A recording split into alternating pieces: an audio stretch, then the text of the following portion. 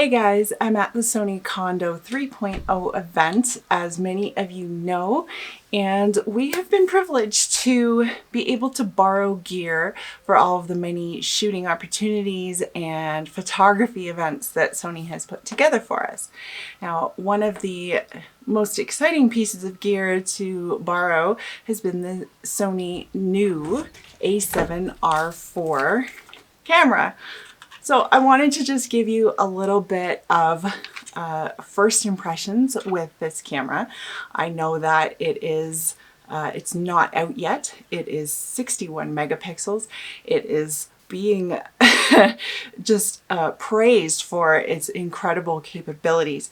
But this video is not going to be a technical video about all of the specs and what it can do. This video is my impressions as a current DSLR user, a Sony DSLR user, on the A7R IV mirrorless camera, and how easy it's been, or not easy it's been, to pick it up and use it on this 2-day trip, having no prior experience with it. And yeah, so first off, it's a really nice feeling camera. It fits in your hands. Sometimes my thoughts on mirrorless cameras are that they're really small. I like the size of the DSLR because it just, for people with not tiny hands, it fits nicely. This camera does fit nicely in my hands.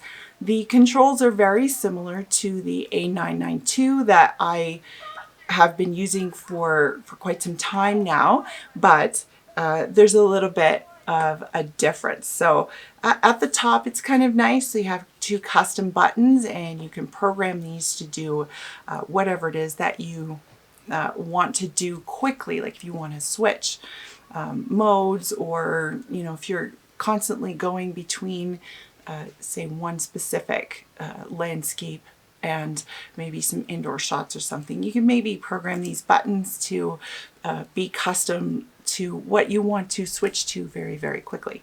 I haven't done this yet, so I can't tell you how easy or hard it is to do, but I think it's a pretty neat feature to have. And there is a feature like that on my own camera, and I think I'm going to set it up and use it. Now, the first thing, it's very obvious where to turn it off and on, which is fantastic. There's a good on-off button right at the top, and it is not combined with anything else, so I was able to do that much at least. When I first turned it on, of course, there are default settings for the camera that I needed to change to suit the way that I do photography. For example, I like flexible spot focus, so I tend to use the shutter focus. I will focus on my subject and then recompose the image. So I had to set that up. I had to find the ISO button. The ISO button is not right up here by my right index finger where it used to be.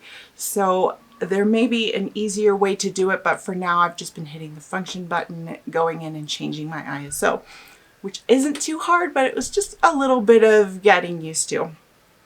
Just like everything else, it's a little bit of getting used to.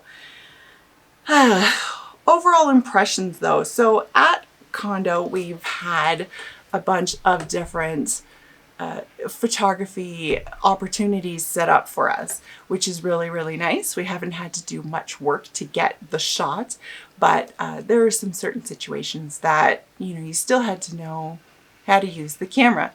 So here I am with this brand new camera and a brand new lens, because I borrowed this as well, 16-35 and the 70-200 lens. And there was this one shooting set that we were shooting at where there was water coming down and there was a dancer in the rain, and there were tons of people crowded around with their cameras taking images of this model doing her dance in the rain.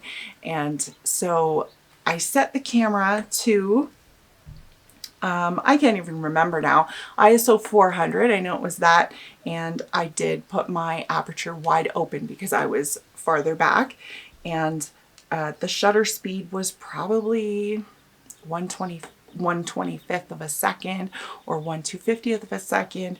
And I was so impressed. I would hit the shutter, I put it on continuous shooting drive mode, and I would hit the shutter, it would snap off very quickly a lot of images, and I'd say 90% of them, unless I had missed the mark on the first shot, were sharp, and it was great. I was just so impressed. It felt like the camera was very, very capable.